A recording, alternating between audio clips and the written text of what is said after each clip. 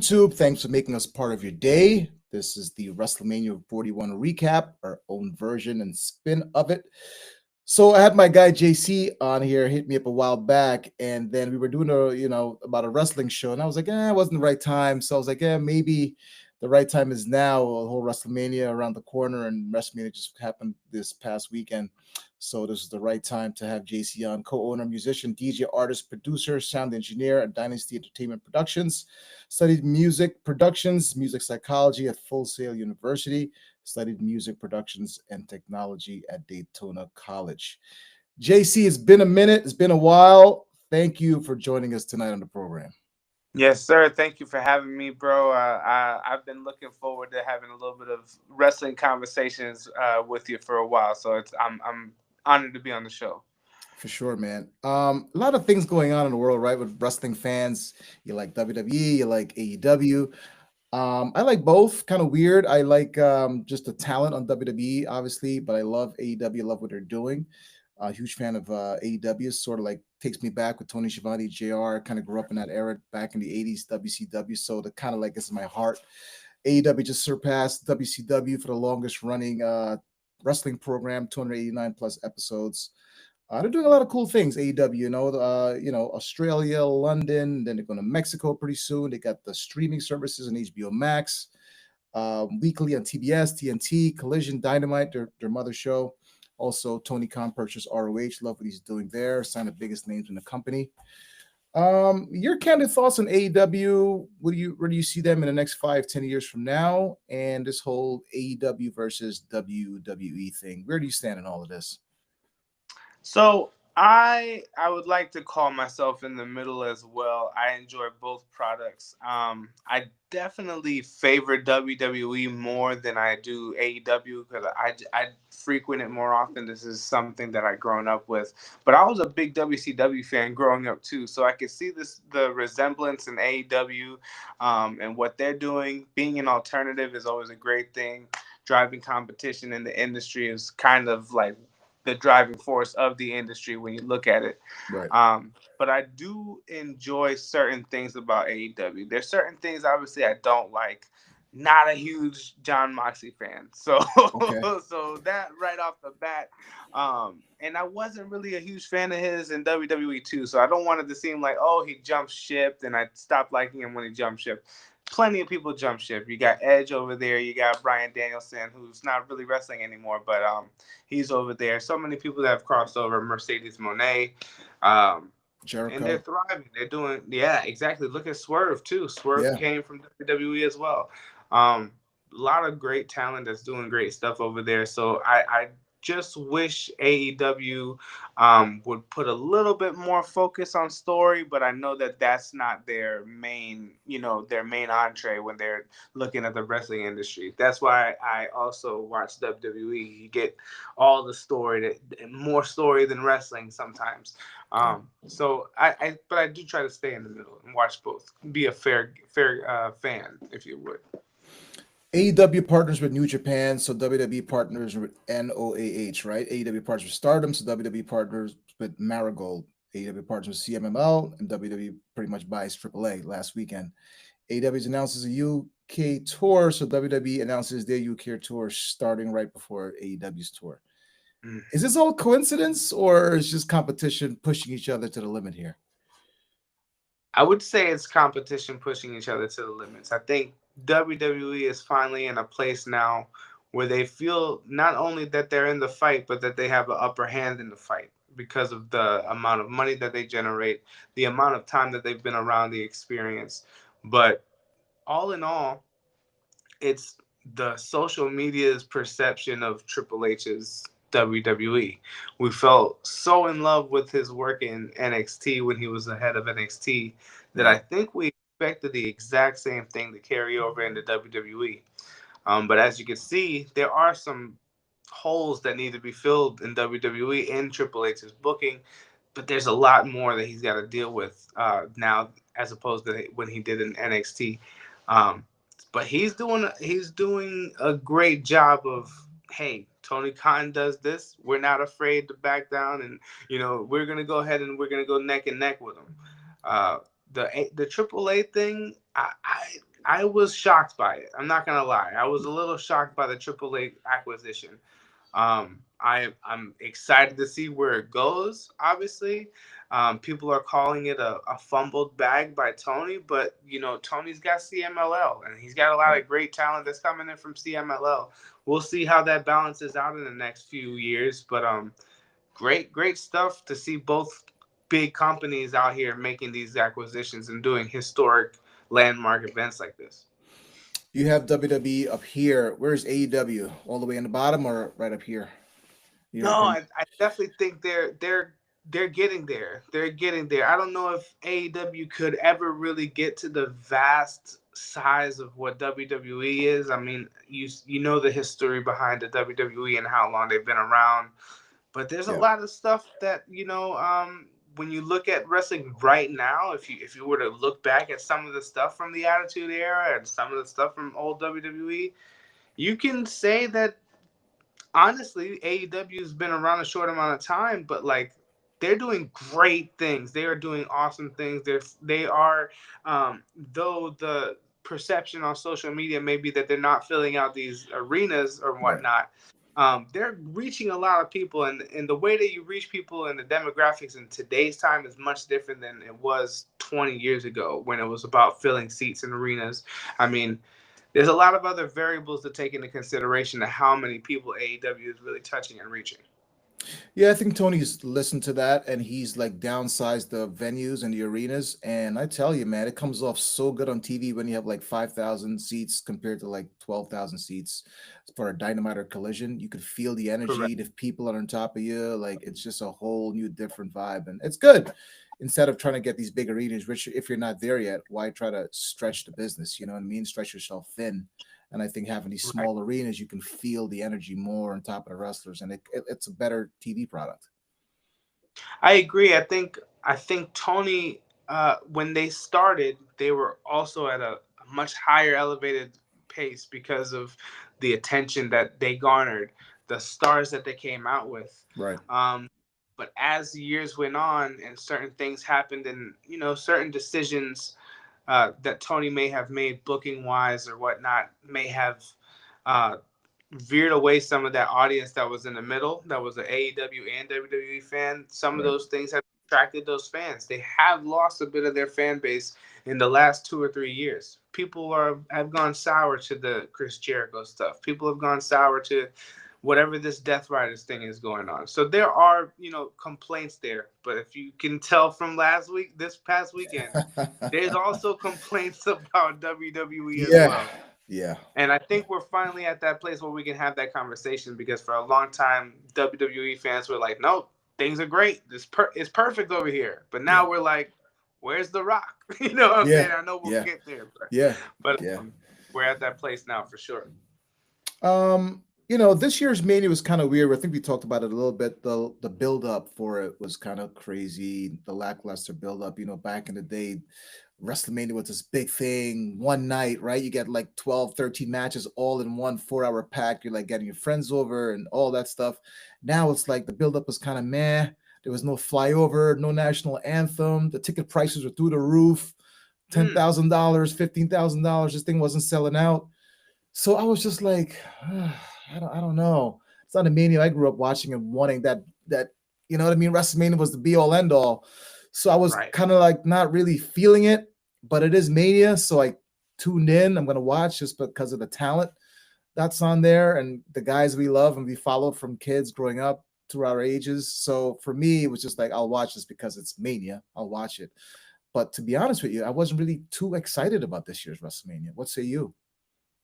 So, as a WWE fan and somebody who frequently watches, I think those fans that watch frequently kind of fool themselves for a while in the build up. We would see certain things and certain moments in the build up were like, okay, wait, this could be great. This could be great. And then certain things just didn't follow through.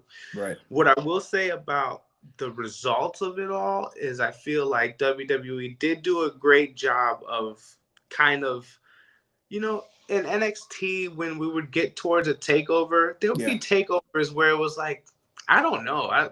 I don't see what I'm supposed to really be excited about here. Right. Then you get to the show and it's bonkers. Yeah. It's off the wall great. That wasn't the case with Mania, but they leveled out the expectation level to what they delivered. Like the builds for certain things weren't great. Right. You can say this stuff about Cody and The Rock and Cena. The promos between Cody and Cena, phenomenal in my Phenomenal. opinion. I thought they were Yeah. phenomenal. They were. Heel Cena is he's doing something special. I don't know what exactly it is yet. I Yeah. think they're on this slow burner type, Right. situation with Triple H's booking, but he's doing something really, really, really special, and I don't think we are going to appreciate it until all of this is over. But I can agree with that sentiment. The build to WrestleMania was not like it's this grand show. Right. They did a good job of like the presentation on the weekend. I'll give them that, but people are still like something was missing there. Yeah. So it Not was sure what. good, but you know what I mean? Yeah. Yeah. What Yeah, about the flyover? I like the little details, right? The flyover, the anthem, and of course. then the Hall of Fame, the second night wasn't like Lex Luger wasn't even there. Like Right. it heard he was in town, but he wasn't there. I mean, that's Mhm. not supposed to happen, right? Like little things like that. Were you bothered by those little things? Am I crazy? No, you're not crazy. I think the little details are important. They're super important, especially when it comes to a show like Mania. You have expectations going into a show like this. Yeah. With the new regime, I think that they are shifting the way that they present WrestleMania. Um, what I will say about this new regime is that WrestleMania kind of felt like, I don't want to call it just another show, but this WrestleMania specifically felt like a PLE. Like Yeah. it felt like a continuation of a story, but we didn't get any real resolution out of anything. Right. If you Right. if you're looking at story threads, things are still lingering. Like there was no Yeah. Finn Balor didn't leave Judgment Day. You know what I'm saying? They didn't do the Becky turn at Mania. They waited Right. till Raw for that. So it just feels like Mania used to be like, okay, this is where things are gonna end for a Yeah. lot of these stories, Right. and then Monday after we're gonna start a whole new year, Right. and that did not go the way that I thought it would this year. I'll leave it at that for that. Your thoughts on Triple H's booking versus Vince McMahon's booking? What's the biggest difference between those two? So I will admit I hated Vince's booking for like obviously the last maybe 10, 12 years of his booking. I Yeah. wasn't a huge fan of it. Obviously, I don't think a lot of people were. I think we watched WWE because it was WWE. Right. And it was the only thing around at the time. Like AEW didn't pop up until what, 5 years ago, Right. 6 years ago. So Triple H, like I said earlier, when it was NXT, and I was there at Full Sail all the time for NXT. We went to all the tapings. Yeah. We would go to all the takeovers that were at Full Sail back then, before it got Brooklyn and all the other stadiums and arenas that started getting NXT. Yeah. You can tell in the arena, like, it's kind of like what I wish AEW would do. Go to Full Sail. Like, if they can get a dynamic on the show, like a Full Sail crowd, where they're hitting a spot every week, they're going to the same venue or doing tapings at one venue. Right. You got this dynamic crowd that is there solely to see this. You know what I mean? They know what they're coming to see. They know what they want, and that crowd is going to react for all 4 shows that are being taped. Triple H has a great way of booking, but on the main roster, he's started even stretching storylines, and sometimes it feels like they're being stretched further than they actually need to be there. Like, Yeah. for instance, Rhea and Liv, like that story took up so much time that Liv's entire championship reign was focused on Rhea, and they couldn't like let Liv do other stuff. And you notice the matches that she had with Io, fantastic. The matches she would have with other people, fantastic. But then the matches that she would have with Rhea were like, they were okay. Yeah. They were okay matches, not anything great. So why do we have to do that 3 times? Right. You Right. know what I mean? And I get there's trilogies and all that stuff. A perfect example of the opposite is Drew and CM Punk.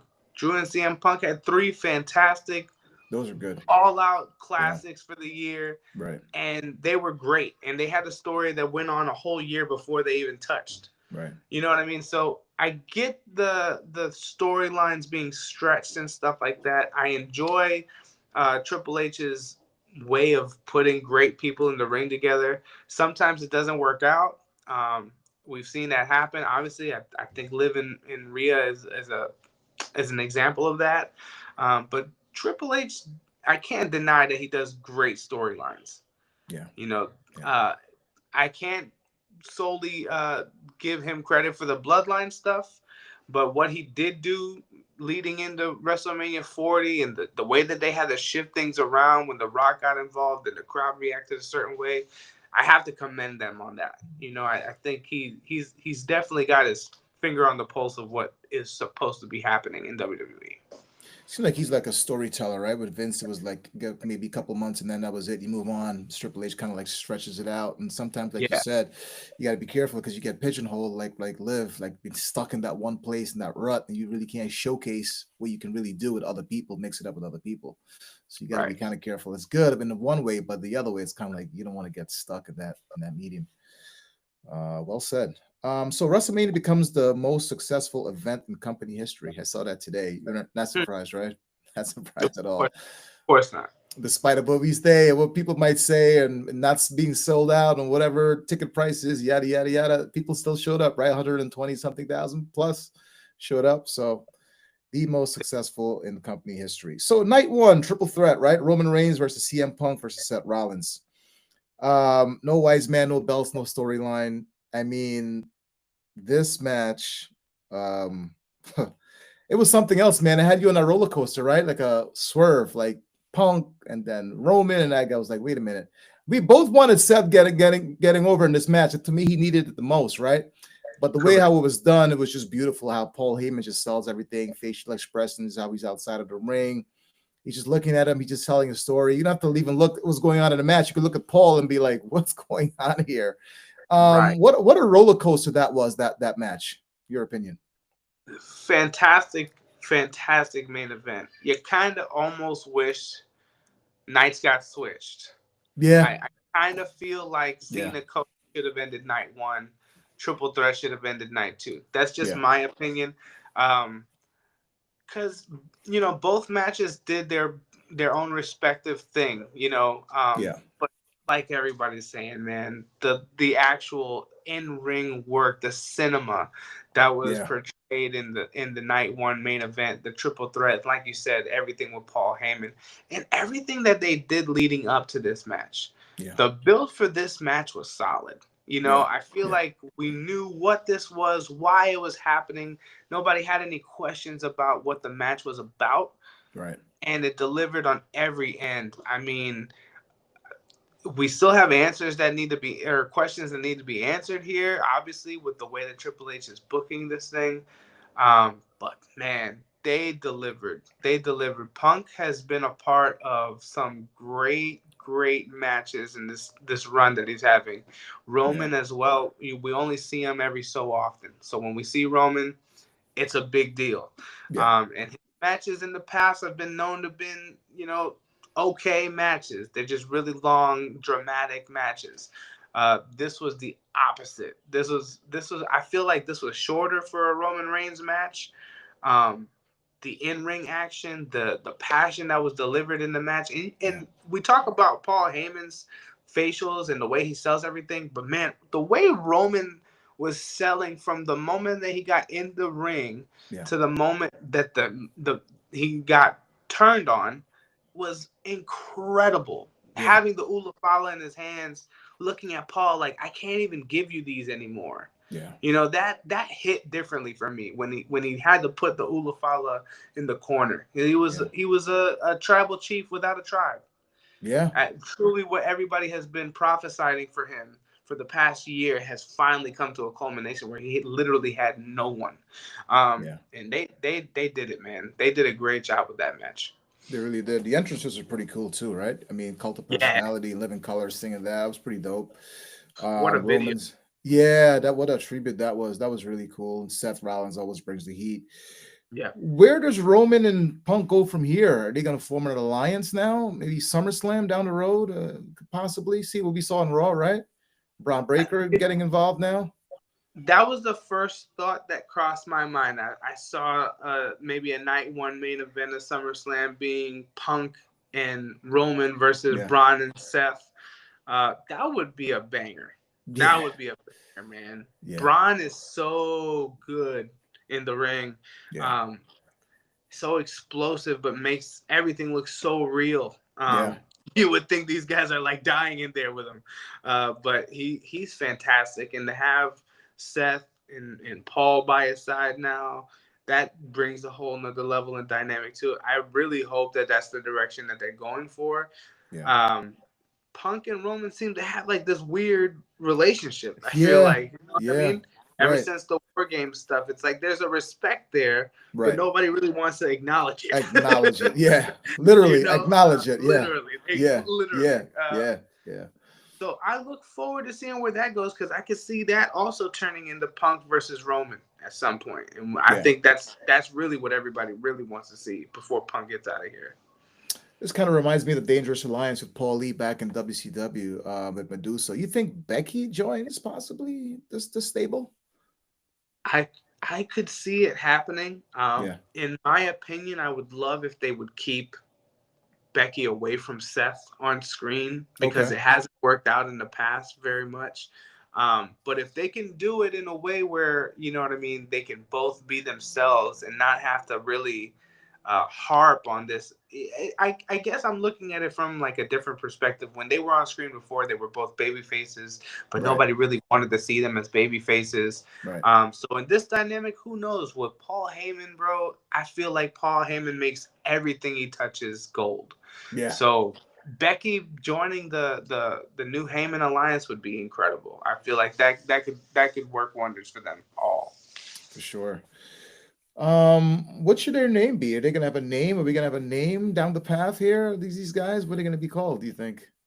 I'm not sure. I hope they just go with the Dangerous Alliance. Like if they Yeah, could go back to like a new Dangerous Alliance or something like that. I've seen a couple of videos going around today. Maybe Austin Theory joining, I saw that. I did see that online. Yeah, I saw that. and I'm He you know needs I'm it. He kind of. needs a rub, man. Losing in I 20 was gonna seconds. say, I mean, yeah, man, this guy's fall yeah. from grace, right? The guy looks like he's been chiseled out of granite. Like he looks like Randy Orton back in the day. He just looks great, and he Yeah, works well in the ring. He just needs something. He needs yeah, something to let him loose, man. Sometimes, when Randy joined Evolution, people weren't like seeing yeah. anything Randy. You know what I Right. mean? Randy was a generic creative superstar when he joined Evolution. So, if you look back in history and see how those things succeed, uh, I don't know where Grayson Waller would go after that, to Right. be completely honest, but Austin more than anybody needs that rub. Yeah, he could be like the maybe the third man in there for sure. He could definitely use it where he is right Absolutely. now. Who's got a better spear, Braun Baker or Goldberg? As much as Goldberg didn't have a great in ring reputation, Yeah, well, we know nobody that. can Yeah, deny that the spear was incredible. yeah, But Braun is just so fast. He's man, so agile. yeah, He pretty much hits it out of anywhere, out of nowhere. uh, Oof. out of nowhere. Yeah, So I think I'm gonna have to go with Braun just based on the fact that he's so agile and his ability in the ring is so great that not only can he do the spear in that way, but he right, can have a banger of a matchup in the way there. So right. I think Braun's my guy. Yeah, for sure, man. I think I Show Speed is still on the mat, man. Somebody check on I Woo! Show Speed. Even Roman, the Facts. guy got speared out of their boots, man. Just incredible. And he's come from great genes, man. Right? His father, Rick Steiner. A lot of these kids Yes. don't know. It kind of like bothers me because a lot of these people really don't know the '80s and the Right. homage where the Steiners were badass dudes back in the day. They just Mhm. beat you up, and the things that Rick and Scott were doing back in the day was just phenomenal. And it's good to see that's been passed down is in good hands going forward, man. So shout out to Braun Baker, man.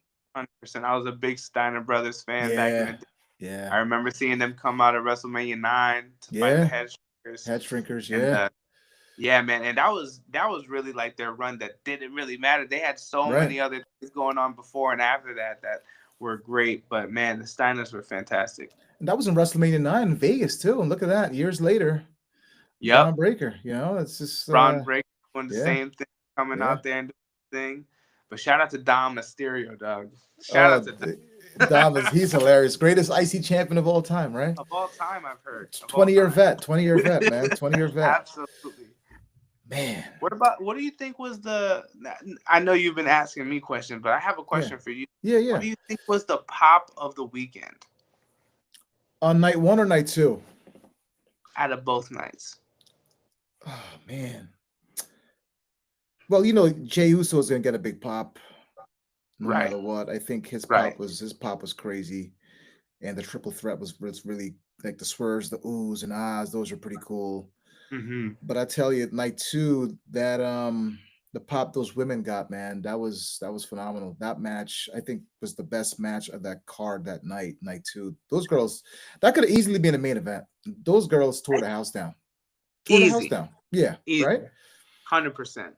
I don't know why they had them open. Yeah. Kind of weird, right? It was very hard to watch the next 2-3 matches after that. Yeah. But I will say it kind of made night 2 feel stacked in a sense, having them open. But at the same time, I was like, man, that triple threat was so good. I didn't really have any expectations for anything happening afterwards. Yeah, you're just like kind of like you're on this high, and then you got to come all the way down and go back up again and go back down again. Yeah. World Heavyweight Championship, Gunther versus Jey Uso. I was telling you this. I was expecting a little bit more out of this match. It seemed kind of flat how it ended. Mm-hmm. I mean, this guy had Jimmy's blood all over him, covered in blood, and Jey was tied up in the ropes and couldn't get involved. And so I wanted to see payback. I thought this match should have been a no DQ, a no holds barred match. Tapping out was cool, but I just wanted to see a little bit more. Jey get a little more on edge, over the edge. He promised in his promo he's going to become somebody that Gunther was going to fear of him becoming. So I like the outcome of the match. Tim got tapped out, Gunther, but I just wanted maybe a little bit more, maybe a little more blood. Maybe Jimmy get involved or something else. Something just seemed like it was just missing there. What's your take on that match? I really enjoyed the match the first time I saw it. I thought it was good. And then I watched it back today, earlier today, and I felt the same way that you're feeling. One, they got to stop making Gunther tap out.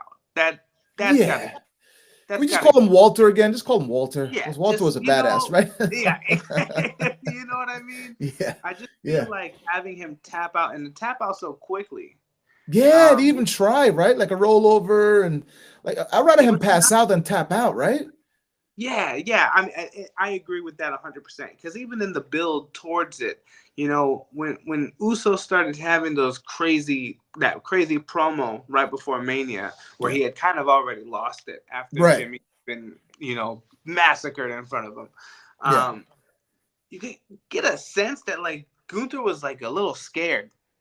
It seemed like he was off put, and I didn't like that. I thought, I was like, man, where's the guy that tried to kill Jimmy the week before? Right. The week before, and now you're like kind of scared by the consequences of your actions that you clearly thought out before you went out there. Right. So those are like little potholes that I wasn't really feeling in the match. I do agree. There should have been a stipulation or something there. Put him in cage, put him anything would have worked, man. Right.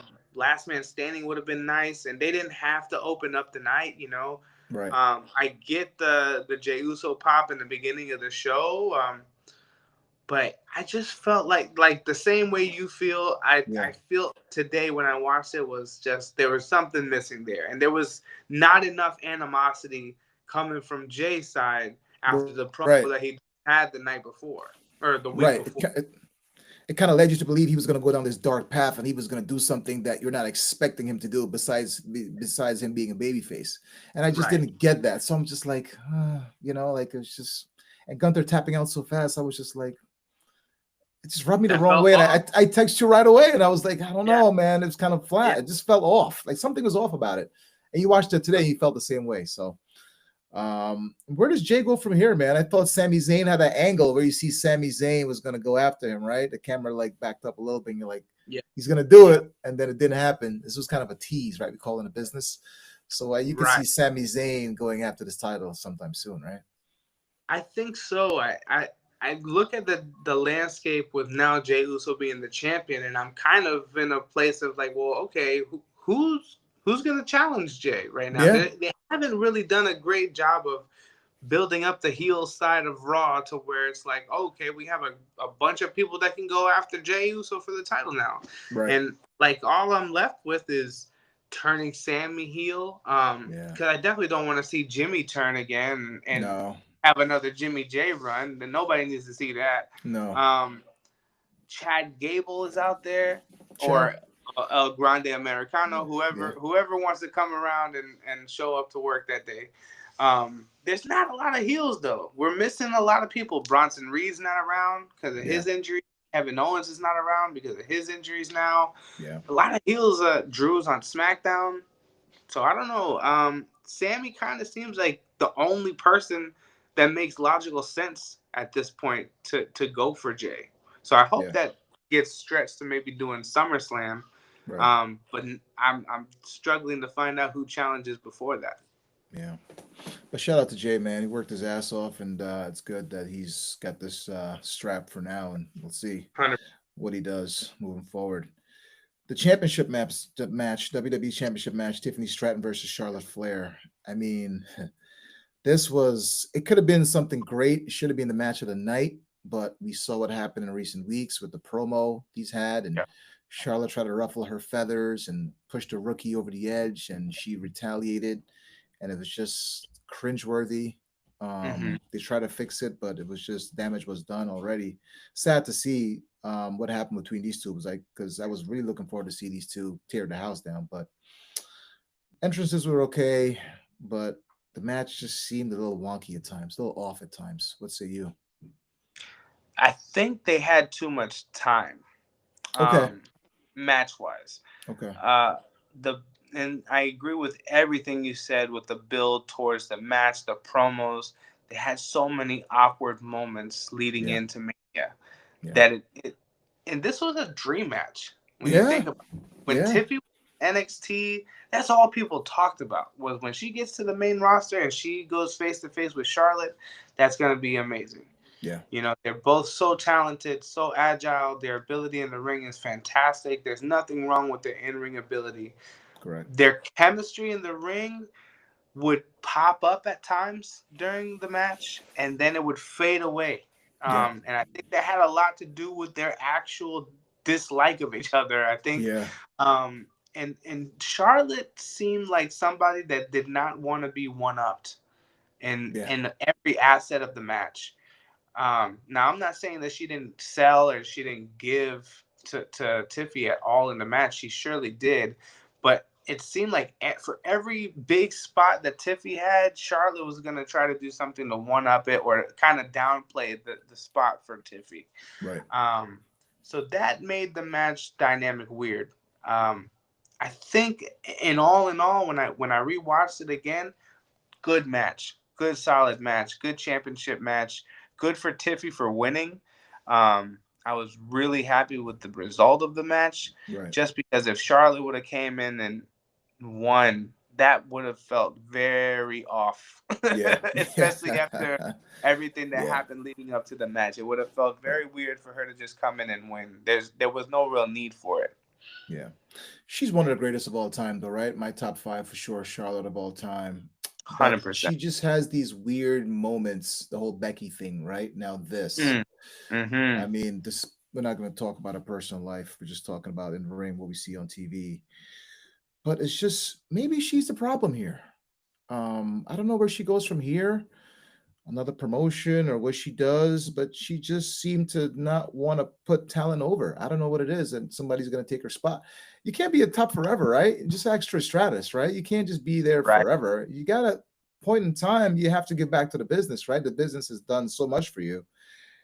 It comes a point in time you just have to give back to the business. I just feel like she has a hard time doing that, maybe because of her last name and who she is. But maybe she's the problem in all this. I can agree. I mean, like you said, the Becky promo that, and Yeah, I'd almost forgot about it, but when you brought it up just now, I'm like, man, she seems to have had a couple of those. You know, yeah, I know she's done stuff like that with Sasha in the ring. yeah, Um, and you could tell when it was the Sasha and Charlotte thing on the main roster, she never really let Sasha have a run. right, Weird. It's weird, you know, and I know that's not just a Vince decision. I know that's not a Triple H decision. Um, because it just doesn't make sense. You have somebody who could literally be the biggest star that you have on the right, roster, 100%, one of the best talents in the world, and you're overseeing it because of a last name. And Charlotte takes that and runs with it. I oh feel yeah, like right, she takes that and runs with it. You can see it in this build right here with Tiffy. How when the crowd completely turned on her when she was on talk shows crying, trying to be the baby face in this whole thing, it never worked. It never clicked. The crowd never really got behind it, and she ran with it. right, You know, she loves being the heel, but they keep trying to book her as this baby face, right. It just doesn't which work. doesn't make any sense. Because if you're gonna bring back Charlotte as a baby face, maybe let's not put her on a yacht in her video package leading up into not. You know, let's try to make her a little bit more relatable. You weren't Right, yeah, crying on that yacht when you were popping bottles and getting glitz and glamored on your way to the Royal Rumble. You right, know, so those things need to be figured out. We need to figure out who Charlotte Flair is right, again, and if just let her be Charlotte. yeah, Charlotte's a great heel. If they would have gone heel Charlotte versus a face Tiffy this whole build, right, it would have been great. It would have been awesome, and they probably wouldn't have ran into the roadblocks that they did. right. But decision-wise with booking, I think they ran into some roadblocks because Charlotte is not that babyface who's going to let you talk over her. It's Right. just not going to happen. How surprised were you? She's been doing this for a long time. That crowd in Chicago really rattled her, and she like kind of stumbled over her words. She kind of started and stopped and start and stopped that promo. She got lost. I was very surprised to see that. I watched that like 10 times just to like get a feel of it, and I'm just like, something's off here. It's off because it's never happened. I don't think there's been a crowd that Charlotte reminds me a lot of John Cena. Like John Cena is one of those people that he's a face. He'll go out there and get booed to the Yeah. gills every time he puts his microphone up. They'll boo him, but he seems to have no problem getting through the promo. He Right. seems to not get phased when the crowd is at their highest. Correct. I kind of think Charlotte is like that in a sense, but this specific crowd, that Chicago crowd, definitely rocked her a bit. I don't think she was expecting to get booed after that talk show segment. Yeah. When she opened up about her, you know, her personal life and started crying on the talk show, I think that was intentionally done to try to build Some her as the baby sympathy. face, Yeah.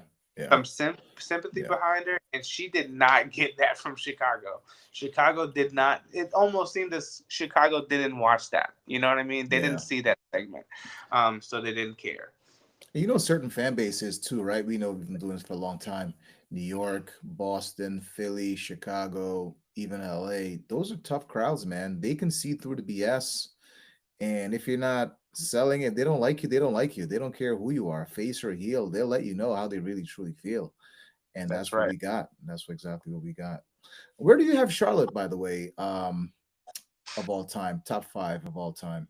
Is she your goat, or what do you where do you have her? It's hard because I also love Mercedes Monet. So do I'm I. a huge Sasha fan. So do I. Yeah. So I have a tough time putting anybody over her. But Yeah. when you Yeah. see what Charlotte does in the ring and how she could transform a match on her own accord, she's done it with Rhea Ripley in the ring. She's done it with Asuka in the ring. And not to say that these talents weren't great. Obviously, she was in there with great workers. It takes two to tango. Yeah. But Charlotte can really hang with the absolute best of them and make a banger out of it. And she it seemed at times, because Tiffy also seemed like she wasn't keeping up in the ring a little bit. Um, Great talent in the ring, but in terms of pacing and them slowing down a lot, I felt like Tiffy was to blame for some of those spots. Charlotte was like, "Come on, let's go." She was Right. like, "You need to get it in, and let's go. Yeah. We only got so much time." So Charlotte, I feel like in my top five, I would probably keep her at two. Okay. I think Mercedes is the best we've ever seen, Yeah. but Charlotte is right there with her for sure. Shout out to Mercedes too. She can have a great match with anybody, and look what she's done, taking a big chance and a risk going to AEW. Hasn't really lost a match yet. 4 belts. I mean, wrestling all over the world. I Hmm. mean, that's a lot of props and praise, man. A lot of people wouldn't do that. Your thoughts on Mercedes and what she's being able to do over there in AEW? I think she's proving a lot of people wrong. I think because she still has haters to this day that are Yeah. talking about her run right now and what she's doing, but Right. I think they're not understanding is like what you just said. She's going all around the world and wrestling in different promotions, Yeah. wrestling matches all the time. She's doing what people in WWE are not. Charlotte's not wrestling every night. Charlotte Yeah. really didn't wrestle more than 3 times on her way to Mania, if that. Yeah. I mean, I think she might have had 2 matches. Mercedes is out there damn near every week having a Yeah. match. Yeah. And when she's not having a match in AEW, she's traveling across the world having matches somewhere else. Right. She's proving a lot of people wrong. She's definitely. I think WWE is waiting to see when her contract is up. They're definitely Yeah. gonna try at it again. I'm Yeah. assuming. Yeah. Um, you kind of have to, man. Like when you got a talent like that, and Triple H knows what he had. Triple H knows that Vince screwed the pooch on that, and Yeah. it's his.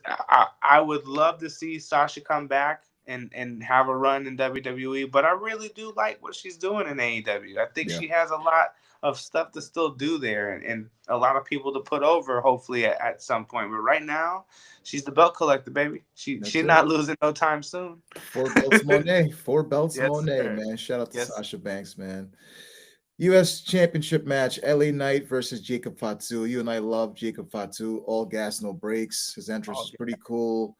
Seemed like LA Knight kind of just faded out. His promos were really good. That pop was really good, but something happened along the way. It was kind of just took that nosedive a little bit. I didn't think he was going to win this match, and Jacob Fatu did end up winning this match. How surprised were you by this outcome, if at all any? Not very surprised by the outcome. I definitely felt like if Jacob were to lose, there was going to be something involved with Solo Right. there. Okay. I didn't see Solo around the ring. I was pretty confident that Jacob would win it. LA Knight is a funny character because he could be comedic, Yeah. he can be serious, he could be he could have a banger of a match. We've seen him have great matches. The spot that he had with Fatu where he put him in the BFT out of the moonsault. Yeah. The timing that he had to have to catch him in that moment and pull that off, phenomenal. So LA Right. Knight, I think, is one of the best in-ring talents that they actually have right now. But his connection to the crowd, it goes in waves. It goes in Yeah. waves. Goes and comes. Yeah. Um, Goes and comes. It's not the Jey Uso effect where every time you hear Jey Uso's You music, go crazy. Yeah. you know.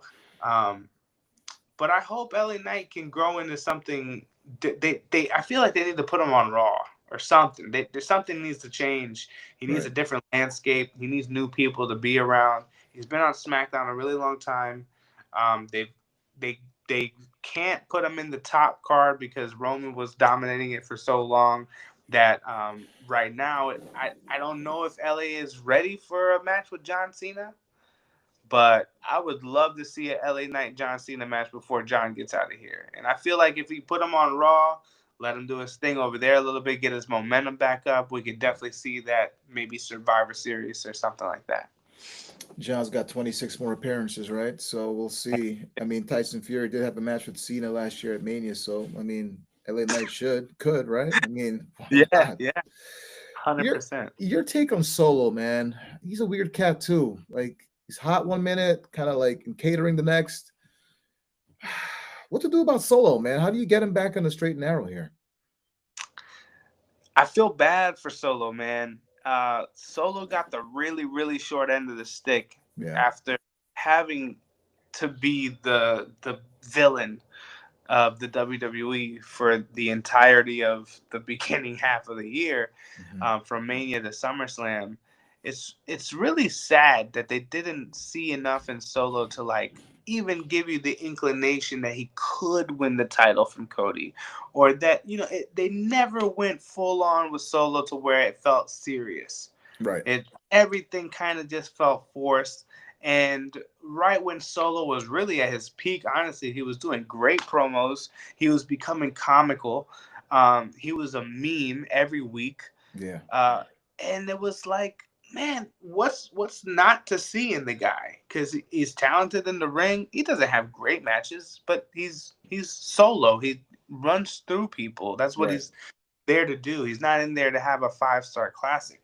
Um, it sucks that they didn't even think to have him involved in Mania, other than coming out with Jacob Fatu. That felt like a slight to him. Yeah. Um, He's been putting in the work too for a long time. So you feel like something was gonna pay off here. They kind of strapped the rocket on him, then they kind of took it off, and then it was back on again, it was off again. It's just a weird dichotomy, man. I don't know what the process behind these things, these decision makings, but like me and you, certain fans were just like scratching their heads, like this guy was like on TV every week, and all of a sudden you don't even see him anymore. And it's just like I don't know what you do with him. You got to do something with Solo, right? You just can't give up on him, right? he lost to Roman and became Roman. I don't know. It's just like he just like disappeared. Yeah, I and yeah. I don't know. And the other thing too was it looked like he was gonna fight Cody, At right? one point, Like yeah. At one point, yeah, yeah. he came back, and it seemed like they were building to something with Cody, maybe at Chamber. But then something got changed there, and I Yeah. don't know why. I'm wondering if maybe Solo's hurt. He could be hurt, and Could be. it might have something to do with it. Um, but I hope him and Jacob have a program going into SummerSlam, and something that we can bite into. Because I feel like Solo is such a great talent, and they would waste him by not putting the rocket back on him. Yeah, And what a great adversary for Jacob Fatu that would be, family wise, and how we get that Bloodline 2.0 involved. yeah. Do we turn Jacob face? I don't want to see that yet, but who knows? There's so many ways that they can go with it. Right. I just hope he gets involved again. Yeah, for sure. Well said. Tag team championship War Raiders versus the New Day. I mean, look, Mm. I don't know. Um, it's a New Day, right? So you kind of 2.0, right? Kofi, Right. Xavier Woods, cool entrance. This match was just flat. Like it was no, I could hear a pin drop in there. It was just no oomph. Forgettable is, No I oomph. think, There the was word. just, yeah, there was just like, I don't know. Like it was just, I'm gonna let you take the reins on this one because listen, I want to say it's It, a bathroom match because that won't be disrespectful to the talent, but correct. it was just flat, man. New Day, they fell flat because it was this promotional match. They were promoting that Clash of the Clans, whatever the game is that they've Yeah. been promoting, Hmm. and it seemed like that match just got put on that card for that. Unfortunately, which sucks because we're also looking at the SmackDown Tag Division, and we're like, man, you got a story, you got a match that's so perfect for WrestleMania. It would have been a great multi-man ladder match that could have really set the tone for matches to come in the night. And if you replace those two matches, I Right. think you're happy. If Yeah. New Day wins the tag titles, the Raw after Mania would have been no problem. Would have had no complaints. It probably wouldn't have felt as flat. Right. If they would have done it Raw after Mania. That's just my opinion. But New Day finally getting a win on Mania, I guess that's cool, but I wish we would have saw Big E or something. Something could have happened there. Big E coming out, maybe could have done something to it, man. But there was no specialty about that match. Yeah, that's a good point. Maybe having Street Profits on that match, it's versus somebody else telling a story, and like you said, maybe the night after on Raw, have the New Day come out and win the tag titles. I'll be cool with that too. But the second match for on Mania, that big stage, it just didn't do it for me. I don't know. It's just a little off. Jade Cargill versus Naomi. The build for this was pretty cool. Um, I'm not high on Jade. You know, I think she was booked very well in AEW, squashing and 5-10 minute matches were great.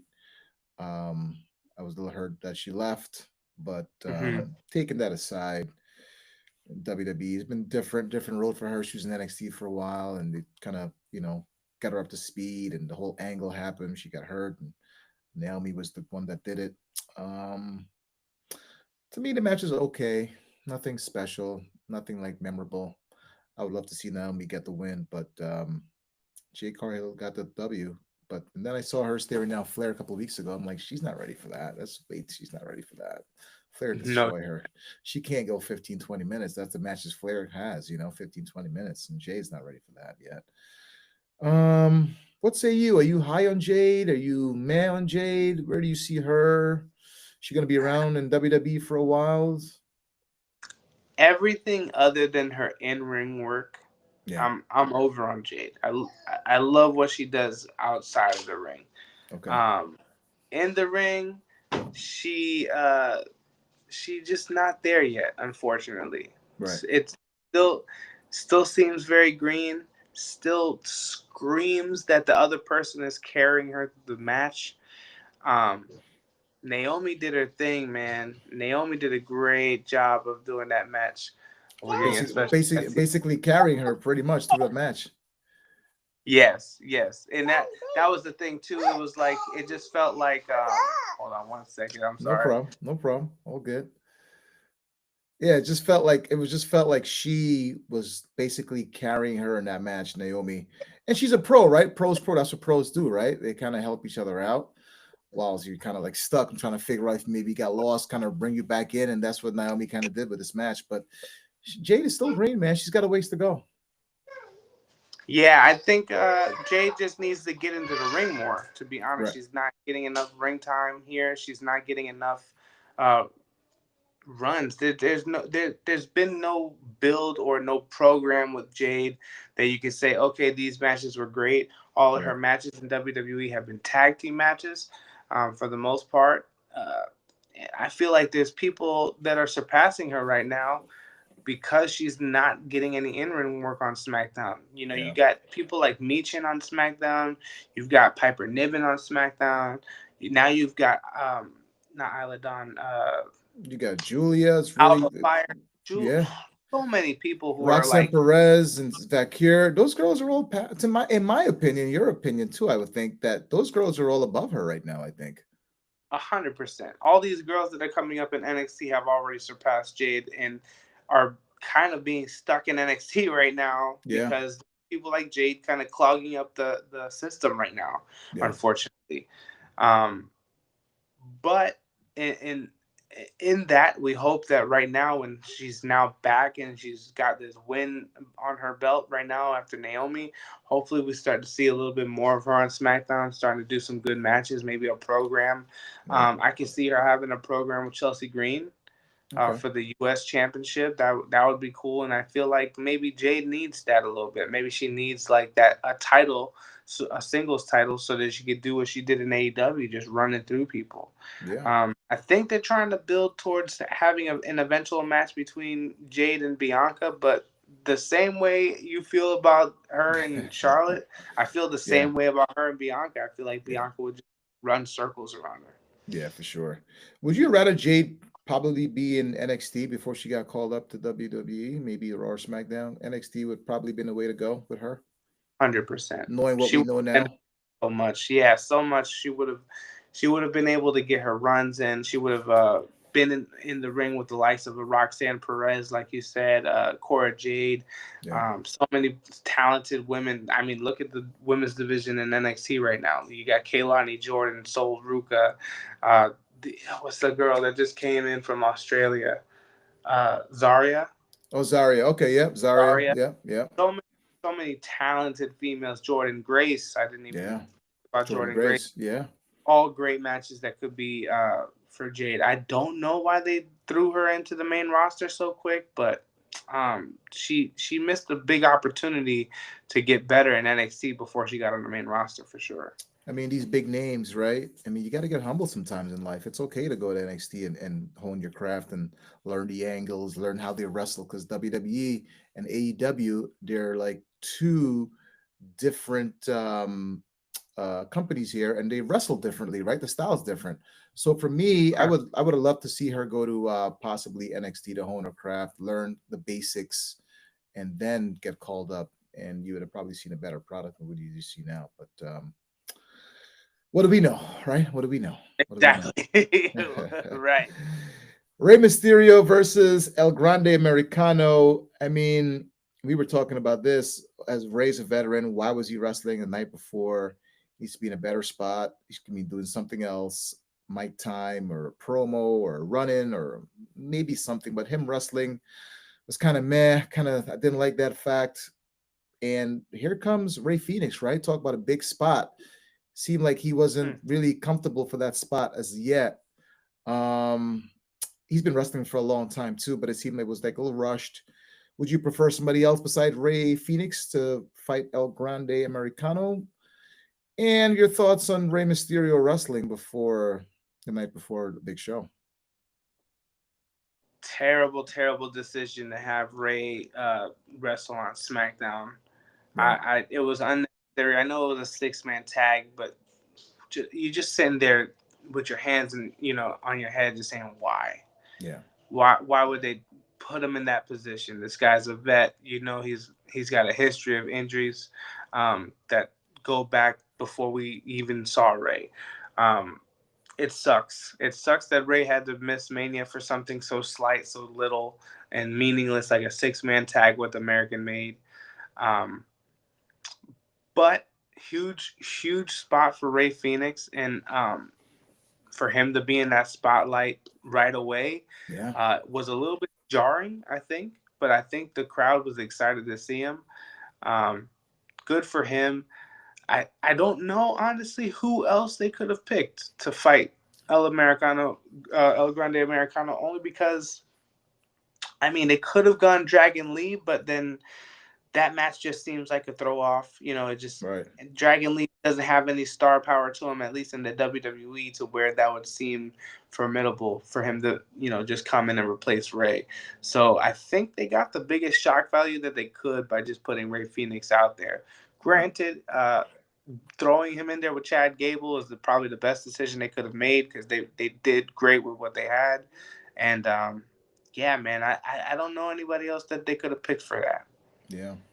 And to talk about Chad Gable, to me, he's underutilized. He should have been multi-time world champion, champions of top to bottom. This guy can go with anybody. Um, why is just like he just gets the raw end of the stick every single time? Because he pretty much could have not even have a match, right? After Ray got hurt.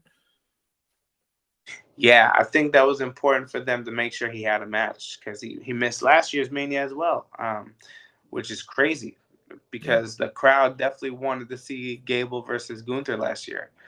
Um, it sucks because somebody so talented like that, you kind of sit there and wonder, just like you are right now, why hasn't he gotten the stick yet? Why Yeah. hasn't he gotten the baton? Um, I think time will tell. I think they're trying with this American made thing. I don't hate it. I just wish they would do more with it. They don't have enough wins under their belt. They look like the heel version of whatever American Alpha was or Alpha Academy was. Right. They look like the heel version of that. They're just goofy. They lose. Yeah. Um, yeah, I don't know where Chad goes from here, but I would love to see a run of Chad Gable on his like '06 Kurt Angle stuff. For That's what sure. I would love to see. Guy can certainly go. Match in night one that you were least looking forward to. How about the one that you're looking forward to the most? What match in night one you like popped for versus one you didn't care too much about? Hmm. The one I in night one that I didn't care too much about uh, was probably the Damian Priest. Okay. Was that night Damian Priest and That was Drew was the night two. That was night two. Yeah, that was night two. okay. Night two. So night one, I'm gonna go ahead and say, man, there were so many good matches on the card. Mhm. Uh, I'll go ahead and say the New Day match Yeah. was probably the one that I didn't care for. But the one that I looked forward to the most, honestly, was the Naomi and Jade match, just because their build was so fantastic. I really thought that that match was going to be way better than it was. Right. So that was the one that I was looking forward to the most. But the one that ended up being the best that night was for sure the triple threat. Yeah.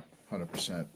How surprised were you? No IC, no US title, no tag title on the line on defending a Mania. Was it a lack of time or titles aren't the thing they really care about really the most? Or could he have put them in somewhere somehow? You hate to see it I feel happen, like right? The talent, right? You hate to see it happen. no, yeah, they have the talent for it. I feel like they have the time. I mean, they have lesser time restrictions on Raw. They have 3 hours on SmackDown. That's way too Right. much time for SmackDown. Way too Uh, much. so it's like time can't be the issue. Um, and I feel like they had a program there with Lyra and Bailey. So I Yeah. don't know what went wrong there where they wanted I guess they didn't want to leave Liv and Raquel off of the card because Liv had such a great year as well. But if you're leaving Solo off, you know what I'm saying? Yeah. I don't Yeah. know who gets the importance of being on the card, but it sucks to not see these mid card titles on Mania. I think that's important. That we used to Yeah. complain when the IC title wasn't being defended on Mania as well too. Yeah. So it goes both ways. There's a Hmm. thread of people falling asleep in the Hall of Fame. Booker T said he was praying. You saw that clip, that those memes out there. What do you make about Yes. the show? I didn't watch the show to be honest with you. I just looked at it and I was like shaking my head, like, man, a lot of people seem like they were asleep, not praying. What do you make of that? So late. It was so late of a show, man. I feel, and then after a 3 hour SmackDown, Yeah, you just know, man, these people are exhausted. They're yeah, ready to go. They got a whole weekend to get ready for. They need to do something different with the Hall of Fame. They gotta start doing something different with the Hall of Fame. hmm, It used to be that the Hall of Fame was too long. Now right, it's way too late. Doing it after a SmackDown, after we've already, and SmackDown's like supposed to be the go home for Mania. Like we're already on an adrenaline rush right there. right, So it's very hard to go into a classy situation where we're supposed to be honoring these great folks. We've got to do something on a different day, or maybe do something in the daytime. right. They do all these kickoff shows, but they can't put the Hall of Fame in the day. Like that's Yeah, that's crazy. that's crazy to me. Crazy. Yeah, 100%. Thoughts on KO missing the show of shows, neck injury. How is he going to come back? Where do you see him? Maybe what, year and a half, 2 years, maybe on the shelf. Are we going to forget about KO? He's one of my favorites, man. Love KO, man. He's one of my favorites as well. I hope he gets better sooner than later. It really, really sucks that they had such a great program with him and Randy going into Mania, and it Yeah, had to get halted like this. right, Um, you also look at some of the things that he was doing prior to the Randy stuff with Cody and Sammy, having some bangers of matches, and he's doing all of that with a broken neck. yeah, You look back now and you're like, man, you kind of wish we would have known something a little bit sooner. Maybe he didn't have to go through all this, but I think his comeback is going to be huge. I think right, his comeback. I don't think people are going to forget about Kevin Owens anytime soon. Um, I think his comeback is going to be much bigger than anything we've seen before. Kevin was about to be on a run that I don't think a lot of people were ready for. But this stuff with Randy, this stuff with Cody, yeah, the way that they were building him up, man, I think Triple H had big plans for him. So I hope it lingers over in the next year and a half, 2 years. yeah. Night two, right? Night two was the other night, Hmm. and you got Cody versus John Cena. No Rock. Big question as to why he didn't show up. He was on Pat McAfee today doing some damage control, saying that the spotlight should be on John Cena. Um, are you buying that? This connection between Cena and Travis Scott, we really didn't get that. To me, it felt the ending felt a little flat, a little meh. What say you? How surprised were you that The Rock wasn't there? And thoughts on Travis Scott being involved in this match? I was actually very surprised that The Rock didn't show up. Um, wasn't really surprised by like the match and how it ended and all that stuff. I wasn't really surprised by all of that. Uh, I think we talked prior to, and I was like very gung ho about Cena winning the title. Right. I think we knew that that was coming. Um, I definitely expected a little bit more. The Rock being there would have been nice, and not just Travis Scott. But I'm not mad at the Travis Scott stuff. A lot of people online are upset that Travis Scott is in the ring. I was excited to see Cody get his receipt on Yeah. Travis. He I had thought to. that He made had to. sense. Yeah, that Yeah, made sense. That made it sense. made sense to me. He got his receipt. We should have been happy with that. And then, Cody made a decision to not to exactly what John predicted. He made a decision that was going to cost him the belt, and it did. It did. But yeah, I wish we would have saw The Rock in there. The Rock gives his thoughts on the finish to Cody Rhodes at Mania. He said, I love the finish of the match. Would have finessed things a little different in how they got there, but that's just me creatively. There's a lot of minds in the room. That's The Rock on Pat McAfee. The Rock says that TKO CEO Ari Emanuel called him for help because ticket sales for Elimination Chamber were slow and wanted something must see. He came up with the whole sell your soul idea for Cody Rhodes. Then Triple H suggested John Cena.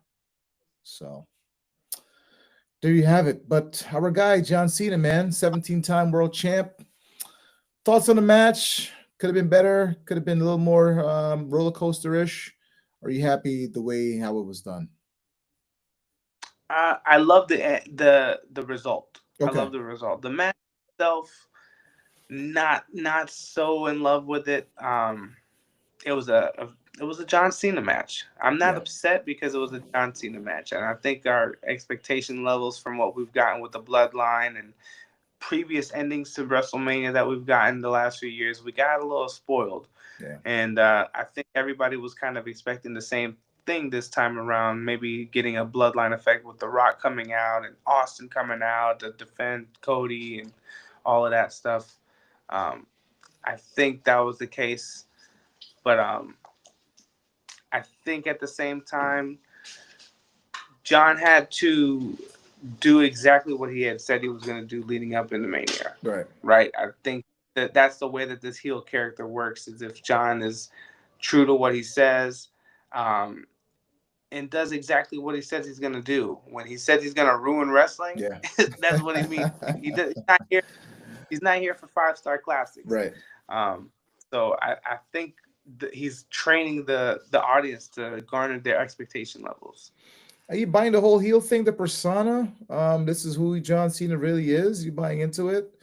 And your take on Randy Orton, give him in the RKO. We're going to see maybe Orton versus Cena at Backlash or somewhere down the road. We're probably going to see something like this between these two real life friends. I love the John Cena heel character. I wouldn't necessarily say I'm buying into it. Okay. I don't think this is who John Cena is. Right. But I think he's such a smart business guy. He's such a vet in the business Right. that he knows exactly what to do now. Right. And this is probably something that he's wanted to do for so long, leading into this, that he never got the ability to do. They never gave him the opportunity to do the heel Cena. Right. So he's taking it and running with it. I love how he's like not changing anything about the John Cena character. Man. He still comes out with the shirt Yeah. and the hat, and Right. it's just John Cena. Yeah. But he's feels like he's right. Right. I love it. I love I it. was just hoping for Doctor Thugonomics, man. That music hits, the chain, Oh, the knuckles. I would the shorts, the hat backwards, the sneakers. facts. I was just loving that. I would have probably mark out if that happened, but Yeah, just didn't yeah. get it. We just got, the dark stuff, the background faded to black, and him just walking out with a towel behind him. It's just, I was like, all right, I get it. It's cool. But either way, Hmm. going into it, I was pulling for Cena to go over on Cody, so he did. Women's match, triple threat, Io Sky, Bianca Belair, Rhea Ripley. That match, to me, like I said, stole the show. Those girls really worked their tails off, and it seemed like Io didn't really belong there. But after the match, seemed like she does belong there and in WWE. What say you? 100%. She was the dark horse of the entire build. They tried to push her to the Yeah, side the entire time, right. and looks like it bit them in the ass at Mania. Yeah, I think they were focused on each other that they didn't see the moonsault coming. And what a match though! They yeah, had a banger of a yeah, match. Those three girls knew the assignment. They did exactly what they had to do. yeah, Great for match. sure. IC Championship four-way: Braun Breaker, Penta, Finn Balor, Dominic Mysterio. Dom Dom leaves with the title, IC Champ, man, greatest of all time, right? 20-year vet. I was thinking, On I your was bet. thinking Finn was gonna get the rub, but I was wrong. I didn't see Dom getting the strap, but he did. Somehow he did pull it off. I think this is all leading to a Finn rub. Okay, I really want to believe that they're not doing all of this, to let Finn go to AW. maybe Demon Finn After needs to come back, right? could need a Demon Finn. I think he needs to disattach himself from the Judgment Day here Right. soon, and I think that's a big SummerSlam match: is Finn versus Dom. Uh, yeah, I think it's all leading to a Finn rub. But I was so happy to see Dom win. Yeah. Just because, man, what a guy that knows like his power Yeah. and being the heel that he is, and the way that he leans into being a Yeah. heel, the way that he hates on his dad at every possible opportunity. He really is a special talent. So I, Yes. I hope that he gets a good run out of this. He's the better Mysterio, like he would say, right? Big What's your facts. thoughts on Penta in WWE? Big on Penta? You see some positive things going forward for him? I do. I do. I think the WWE does as well, seeing as they put him into a Mania spot so soon. He definitely has that charisma, to be on camera, to be a star. Mm-hmm. I'm hoping with the acquisition of AAA that he doesn't get lost in that. I don't really. I'm a little scared in that sense of the AAA acquisition, only because I don't want it to be an AEW ROH situation. Right. I don't want it to be where like people are going to AAA and getting lost there. Right. Penta just got here to WWE, and he's doing well. He's having great matches on Raw. I feel like he's something that they want you to look forward to seeing on Raw. So yeah, man, put the rocket on him, dog. I think we got some good Penta and Phoenix stuff coming real soon. Damian Priest versus Drew McIntyre. Cool entrances on both sides. The selfie was pretty cool spot with McIntyre. I'm pretty high on McIntyre. Priest as well too. But I don't know. This match seemed like it was just could have been better, but it was just something missing, man. I like both guys. It's just something was just not there. That's my take on it on this match. I think what's missing was they and they've had matches before that weren't bad. It just wasn't something that people were really looking forward to. I don't think. Yeah. I think they tried hard with putting a stipulation into the match, making it a street fight, and they did their due with what they could. I Right. feel like both talented guys.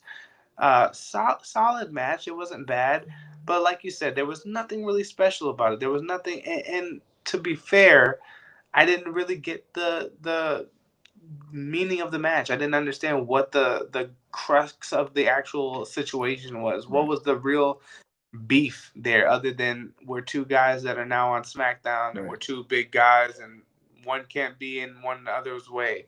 Um, I think there was no real story there, and that's where Triple H needs to kind of figure out what story threads actually make sense and have pulse to them, Right. instead of stuff that we're kind of force feeding to the audience. That one felt force fed. Yeah. AJ Styles, Logan Paul. Wasn't a fan of AJ losing to Logan Paul, but I get it. But still don't like it, the outcome. Logan Paul, I mean, say what you want to say of this guy, he can go. He can go. Definitely go. He's got a big social media following, and that's where we're at now in this day and age. But I'd like to see AJ Styles maybe somewhere else, um, finishing up his career. He's too good. He's too good. He can really go. He's in his 40s right now, but he can really, really go. The match was good, but I just didn't like the outcome of the match. Let's say you. I agree. I wasn't feeling that whole thing. I don't understand. You know, Karrion Cross, right? Yeah, Like the Karrion Cross thing. They could have had Karrion be more involved in the match. I feel like, um, maybe kind of like sitting there like the devil on on his AJ's shoulder. shoulder. Yeah, You know what I mean? yeah, I think that made it a little bit more meaningful to me because it felt like again, this was a match that was being built that got shifted into a Logan Paul versus AJ Styles match that came out of nowhere, had no real beef involved. It's not like one eliminated the other from I didn't really understand it. Maybe the elimination chamber stuff, but like AJ wasn't in the chamber. It right. was it was Punk. It was Punk that he had eliminated. So when they threw this match together, it was like there was no story there. There was no real beef or anything involved. The beef was with him and Karrion Cross. Right. Karrion Cross is from Vegas. Right. It made no sense for them to go with Logan Paul, other than the fact that, like you said, he has such a big social media following that they had to have him on the card. But to be fair, Logan Paul could have won the Andre the Giant Battle Royal for all they give a damn. Like, if you were gonna have him on the Yeah. card, have him do something special on SmackDown, win that, Right. um, and let AJ and Karrion do their thing, because that actually would have been a banger. Yeah, I mean, Cross from Vegas was in Bloodsport a couple of days before. He cut a great promo. I don't know if you saw that promo he cut. It was really good from the heart, from the soul. I'd like to see him maybe go somewhere else. The draft is coming up, and then they're gonna have some budget cuts. They always do. Yep. I'd love to see him in AEW. He was great in NXT, phenomenal, phenomenal. His entrances were great. Him and Scarlett, phenomenal. But he's just not getting the run. I just feel like he gets a push and they take it away. Gets a push, take it away. Just flat in his face. I think he deserves better. I really do. 100%. I think what they did this past weekend with letting him talk Yeah, for the first time and be heard, I think this might be a Miz moment for him. yeah, So let's see what they do with it. Let's see where they go from here. I would love to see him in AEW because I think that's more of his style. right. I think that would be a situation that would fit him better and would showcase him better for sure. But seeing Killer Cross in the WWE wouldn't be too bad. That wouldn't be too bad either. They got to do something though. Figure out something. Something's gotta happen. Tag team championship: Liv Morgan, Raquel Rodriguez versus supposed to be Bailey and Lyra Valkyrie. It's funny because in asking why it taking so long for Becky Lynch to return, it was said that Lynch and WWE were waiting for the right creative. Thoughts on Becky replacing Bailey? Feel bad for Bailey. Got to feel bad for her. Sasha reached out to her on social media. She's got a year and a half left on her show. She was doing an interview with Chris Van Vliet as well. You can tell she's hurt by the whole thing. She's Bailey, big time name, one of the four horsewomen. And I just hate to see they cut an angle on her, injury angle, and here comes Becky Lynch, and they won the championship one night, and then the next night they lose, and she turns on Valkyrie. So I'm like, what's the point of losing the championships anyway? I was just so confused by that Right. last night. So I'm like, I don't know. Your thoughts on the whole Bailey thing and Becky coming back?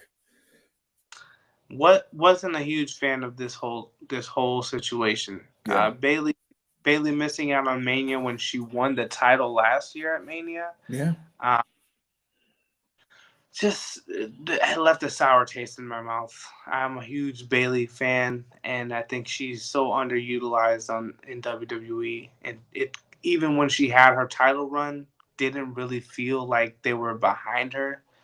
Um, so to have her get taken out the way that she did after they threw together this tag team match they threw together Bailey and Lyra, like, Yeah. and then just to not do that and bring Becky back for it, felt like something they could have done on Raw.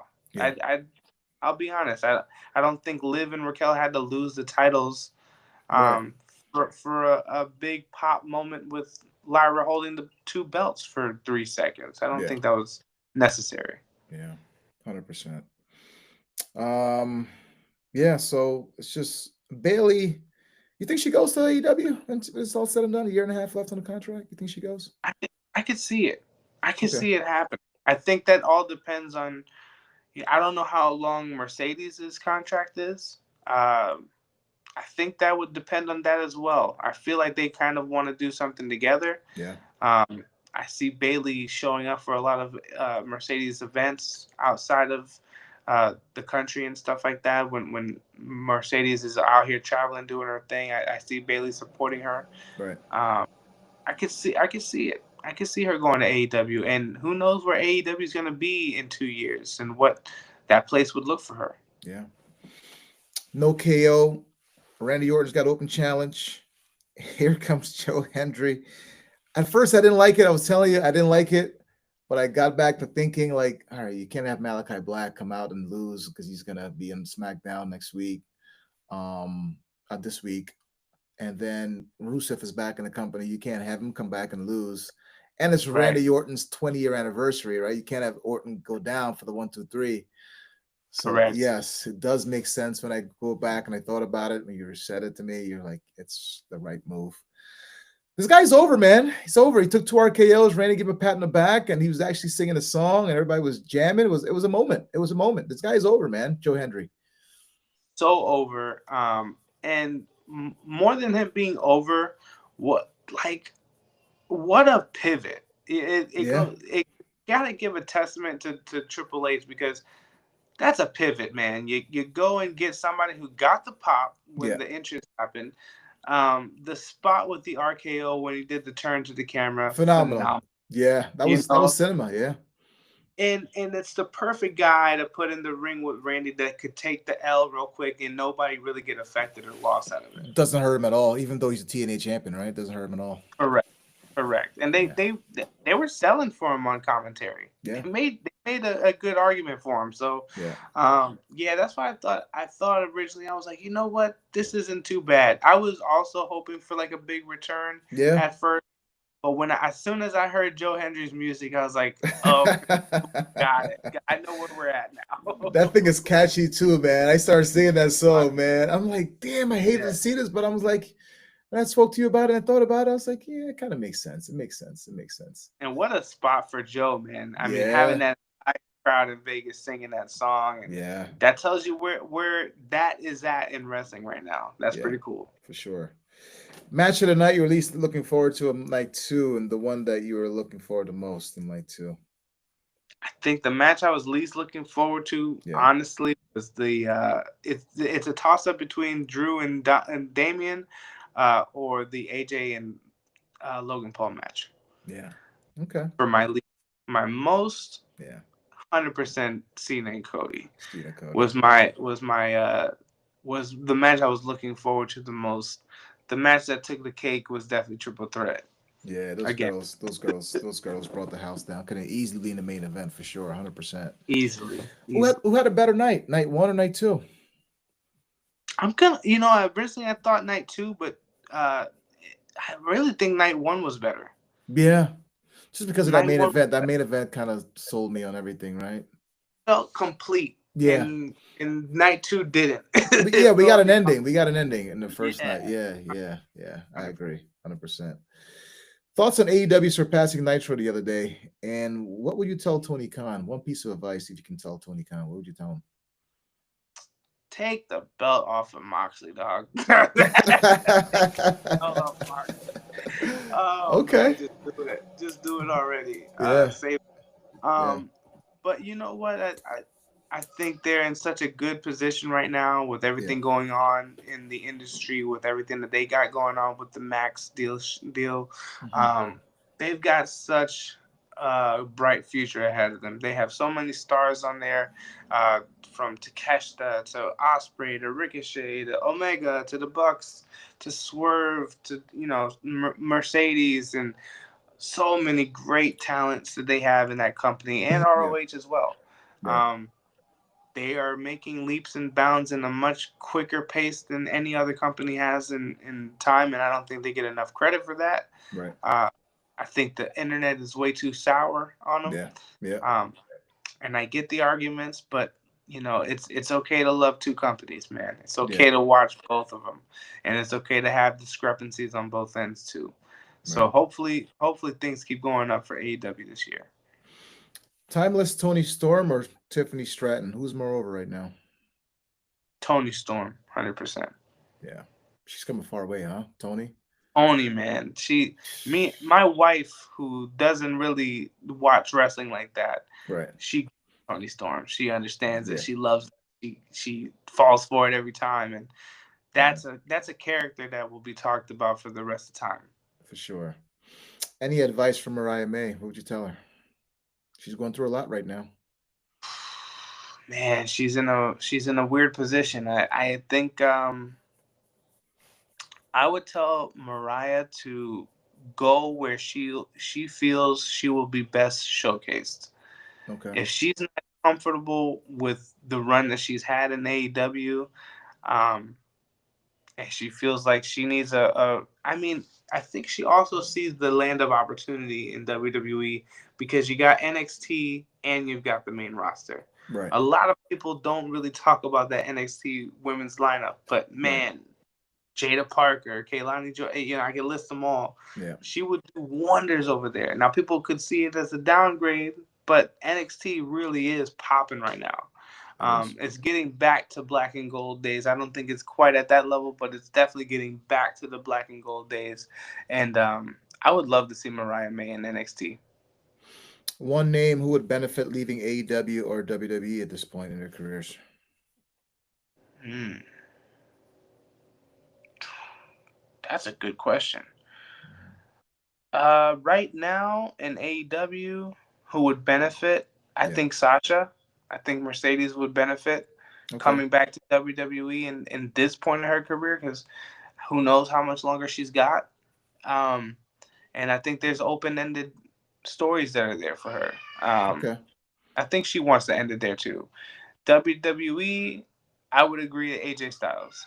AJ Styles. He's got Okay. to do it or never. Rusev, Malachi Black. Who has the more to prove coming back? Rusev. For sure. Rusev, just Yeah. because at least Alistair got a chance, and Malachi had a chance in AEW. He had Okay. a run, had matches, he had titles. I don't think Miro ever really got something going. I feel like when he did, the candle got Yeah. blown Blown out. out Which, on under him. Yeah. yeah, Yeah. 100%. So For I would sure. go Rusev. Thoughts on that fan that Austin crashed into? How crazy was that moment, huh? Oh man, I was glad I was not a fan. He looked like he had a couple beers before he got up on that rant, man. Very entertaining to see on TV, but I also felt for the fan and hope that she was doing okay. Would you sell that? Would you sell that hit? Would you sell that if that was you? You know, Courtside, ringside? that's a tricky position to be in, because at Yeah. one hand you just got hit by a ATV, Right? Yeah. but you got hit by Stone Cold Steve Austin. So I don't know. Yeah. I don't know how I would handle that situation if I'm Yeah. here. For sure. You had Nick Khan over there looking extremely worried. Cameras was Yeah, like panning over there. It was a surreal moment, man. And Austin kind of played it off pretty well, checked up on the fan and went back in the ring, did his thing. right. Interesting, man. You never know, right? Live TV, right? Anything can happen on live TV. Live TV, man. It could go down at any moment, and that was definitely a live TV moment. For sure. For sure. So we saw Yes, Raw sir. after Mania, Randy Orton, RKO, John Cena, Becky Lynch turned heel, Rusev returned, Io versus Vakir, Roxanne Perez returned, Julia versus Rhea teaser, Jey Uso video package pretty cool, Sami Zayn, Usi moment, Carry On Crush, his push again, Gunther attacks Michael Cole and Pat McAfee, the Judgment Day imploding, JD returns, Seth Heyman Breaker, a whole mega faction debuting, You Paul Heyman guys. Were you a fan of the Raw after Mania? I was a Okay. big fan of Raw after Mania. Um, there are some things that I wish they would have done from Mania on Raw, Right. but their execution on how they did everything, the timing of everything, Right. the Cena promo leading into an RKO, the random Rusev return that was like, what the hell? But also very rewarding because we all wanted to see it. Hmm. Uh, the Becky turn, Yeah. phenomenal. I thought the moment with Gunther and McAfee was very like jarring.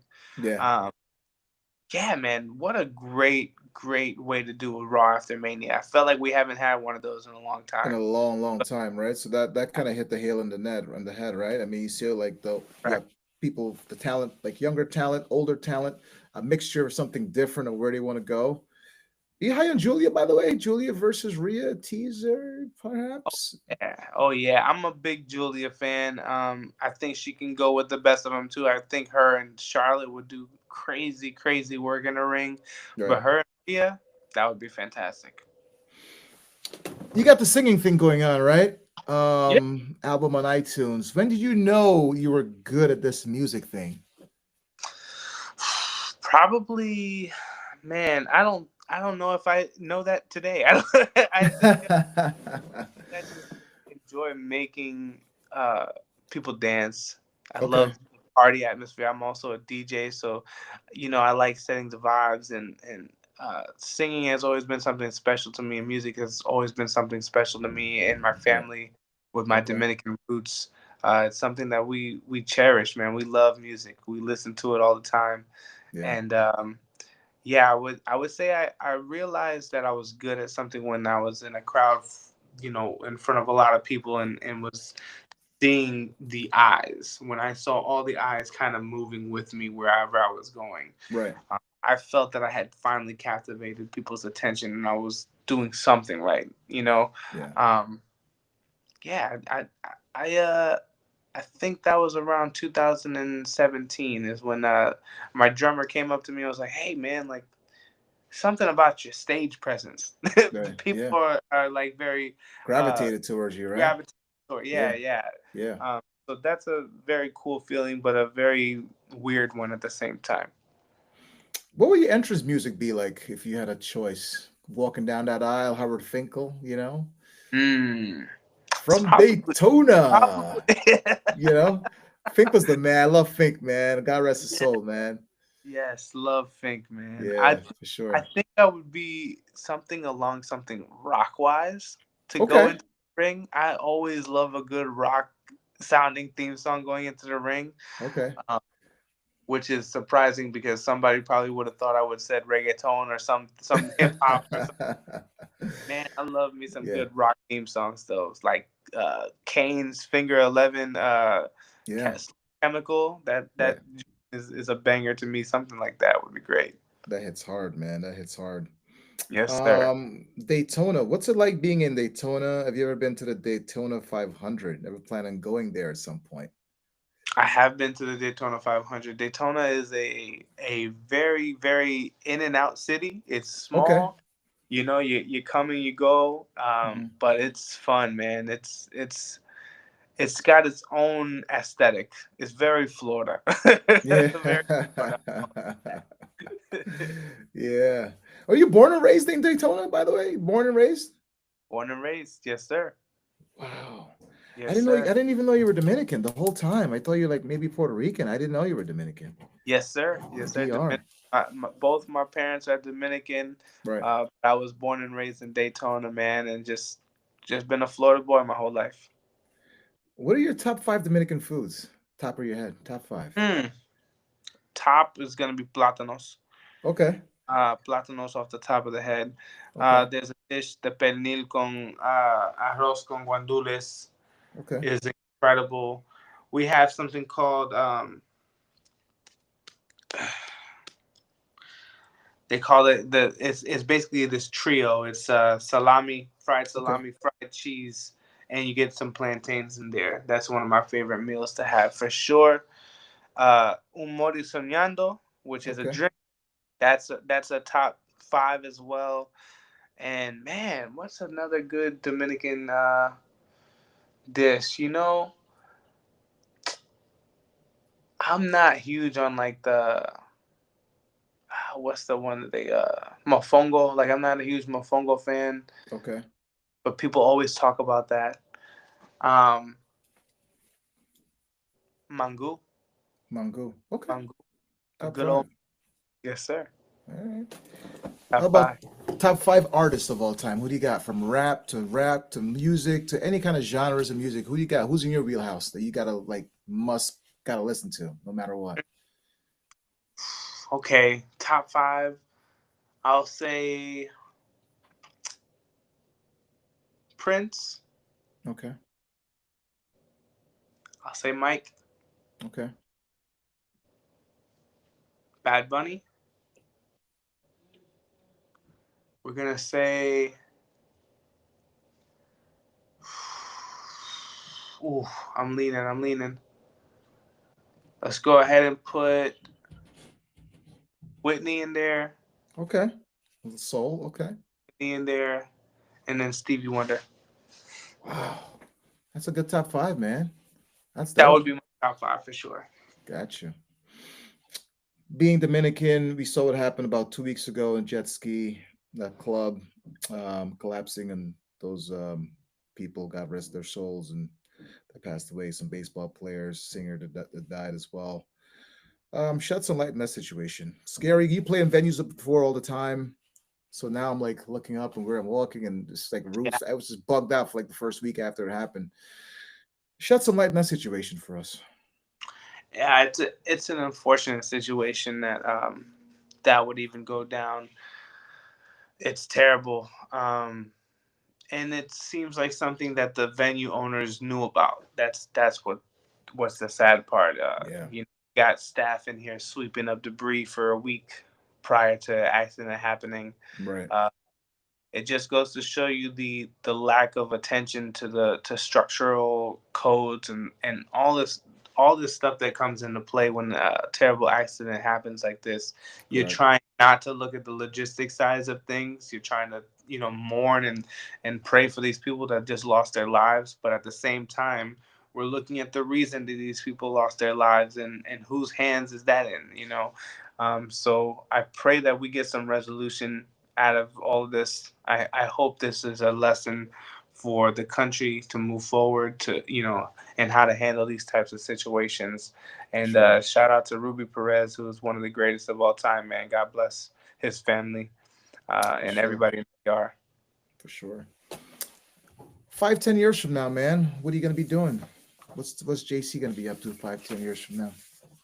5, 10 years from now, I will be on a beach with my wife, hopefully in the DR, relaxing. Uh, my kids will be doing great things in their lives as well. Um, yeah, man, I want to be relaxing. I want to chill out in the next 10 years. I right now I'm transitioning in my life to doing more everyday work, working as much as I can now, so that I can relax later. Trying to keep that balance we talked about before the show. Yeah. Um, yeah, man, I think I'll still probably be making music. I would love Okay. to still be making music. I want to own some more businesses. I would love to start an organic no tobacco hookah lounge. I know hookah is a dying business, but we're trying to revive it because we're Dominican, of course, part of our blood. Um, That's it. That's it. yeah, man, own businesses, own property, relax with the wife, watch my kids grow up and do great things that they want to do, and support that in any way I can. For sure, man. Hey, this has been fun, man. Those questions I asked towards the end, it was a shoot. I had no idea. Yeah, I was no idea I was gonna ask you. But I was figuring I was going with the flow and everything else, and I was taking it from there, man. This has been fun, man. This has been awesome, man. this has been great, bro. I would love to do this again with you sometime. I appreciate it. I haven't seen you in years, man. Years. It's been a Yeah. long time. I But feel what? like last Yeah, time was outside tailgating for 33. yeah. It was. I It feel like that was the last was. time. Yeah, That was yeah, a time, brother. That was a yeah. time for sure. It was a We got to time. do it again soon.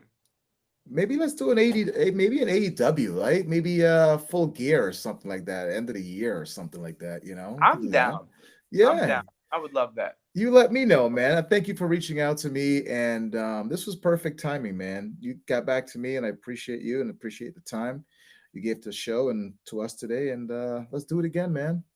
Absolutely, bro. Thank you so much for having me and being patient with me today. I know we had a couple of little mishaps, but we got to it and we had a great show, brother. I appreciate you having me. We made it on, man. He's Yes, sir. JC. You want to plug anything, by the way? Anything you want to plug on iTunes, real quick? Yeah, man, absolutely. Go out and get my album Libertad by the Primetime Nino. It's on all streaming platforms. You guys can get it on iTunes. You guys can get it everywhere. My music videos are on YouTube as well if you want to check those out. Apple Music and Spotify as well. I just want to let everybody know that I am working on some new music coming very soon. So please, be on the lookout. We have some new things on the way. So y'all keep showing me love and letting me take my break so I can go be a dad real quick and come back and be a star for you. So I That's appreciate it. all the love. He's JC joining us in Mic'd Up Moments. Thanks for joining us. We are Yes, out. sir.